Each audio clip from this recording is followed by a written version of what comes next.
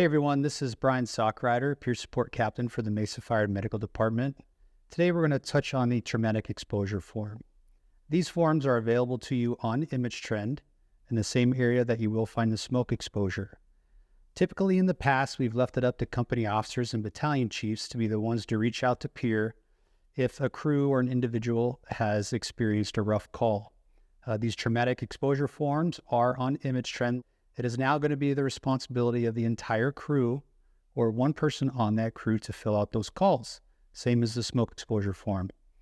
These forms allow us to track calls for every member on the department, as well as cue peer in to a reach out.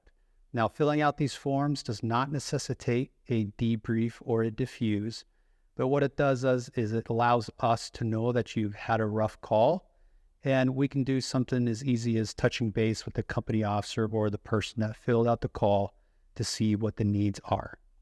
These forms also allow us to track traumatic calls over the course of your career. Same thing with the smoke exposure form. I believe that the fire department and the members on apparatus have developed a good, healthy culture of just filling out smoke exposures, and we need to get into the habit of doing the same thing for the traumatic event calls. If anybody needs to get a hold of peer, just a reminder that we have QR codes up in every single station. You can simply scan that QR code with your phone and get all of our contact information, from myself to Dale to our chaplains and any of our peer support team members. You can also reach me at 480-682-7775. We are going to do a walkthrough of how to fill out the traumatic exposure form. And last but not least, we're going to introduce our newest chaplain, Ryan Lambros. All right, let's talk about how to fill out an exposure, and specifically a traumatic event exposure. On the iPad, we're going to come down to the visits subsection, and you'll see it looks very similar, except it says new CAD visit instead of incident.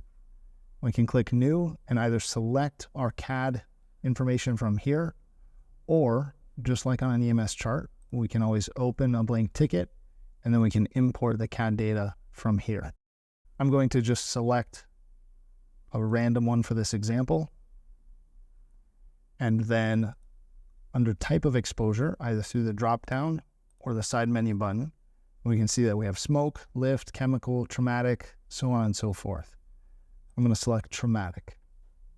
This is the trigger that will automatically push a report through to the peer support captain, just for tracking purposes and for any reach out that is needed. You can see under exposure, which is now red, we have find existing personnel. So when we click on that, it does say repeat patient search because it's the same functionality, but we're utilizing this within our community health module. So it's going to have each individual's name in there for consistent wellness tracking. You'll see I've been playing around. My name's in here a few times. I'll import one of them. And now we have the correct spelling of a name in there. There's no typos. And that's why it's so important that we use this find existing personnel feature. I'll say that this is the traumatic event. I believe we're going to add an other option as well. And then you can specify whether you would like peer support follow-up. Our peer support captain will be reviewing these as they come in. The reports are not immediate. There is a delay from when these are submitted until when they're received. That can take upwards of a full day. So again, if there's anything urgent, I encourage you to please reach out directly to the peer support team. Here in the narrative, we can fill out some additional details that pertain to the call, not only for the reporting purpose to peer support, but also just for our long-term documentation purpose. And now you can see we've reached a validation score of 100, just like we do on EMS incidents, which means it's complete and we can go ahead and post it. When we post, we do want to mark it as finished. If you see this message that the incident was posted successfully, then it is in the larger record management system. So we will have this forever. And it also means that a report will be sent when the next reporting process runs to the peer support captain. You can go ahead and close this incident, and you have successfully completed a traumatic event exposure. My name is Ryan Lambros, and I'm a new chaplain here with the Mesa Fire Department. And I'm really excited to join the team. A little bit about me. I was born and raised here in Arizona, in Chandler and Gilbert. I currently live in Gilbert with my wife and 2 boys. Something that I love about being the chaplain is that the chaplaincy role has changed in probably the past 5-10 years to where it's not just primarily focused on faith and religious systems. It really encompasses the entire human, mind, body, and spirit.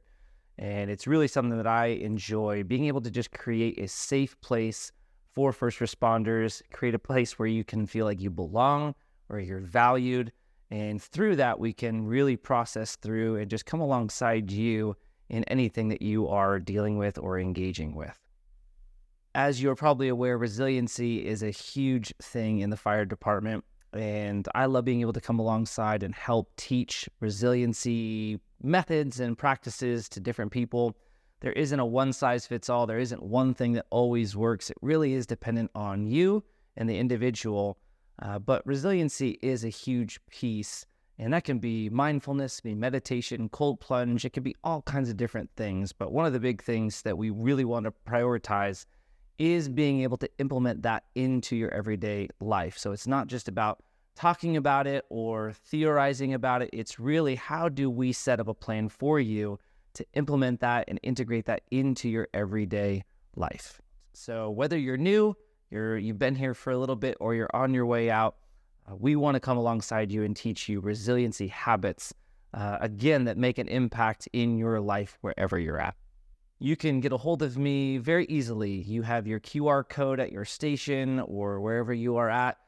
My information is on the Peer Support website. You can also reach out to the Peer Support captain or a Peer Support member, and they can get in contact with me for you.